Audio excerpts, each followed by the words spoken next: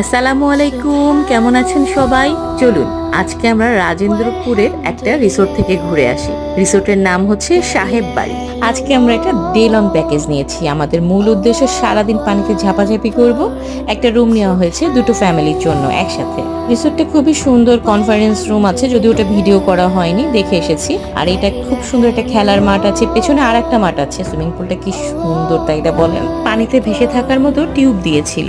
একদিনের মধ্যে সাঁতার শিখতে না পারলেও ভেসে থাকাটা আমি শিখে এসেছি। মোটামুটি 3-4 ঘন্টা আমরা পানিতে ছিলাম, চরম ঝাপাঝাপি হয়েছে। সুইমিং পুলের পেছনে একটা বড় মাঠ আছে, এটা ওরা পিকনিক স্পট হিসাবে ভাড়া দেয়। সারাদিন পানিতে ঝাপাঝাপি করে অনেক ক্ষুধা লেগেছে, চলুন কিছু খাই। এরা বললো চাউমিনটা তাড়াতাড়িও হবে, মজাও হবে, তো এটাই নেই, চলুন।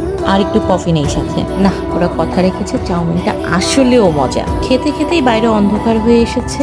এবার ঢাকায় ফেরার পালা, চাঁদটাও আমাদের সাথে ফিরছে। আবার দেখা হবে।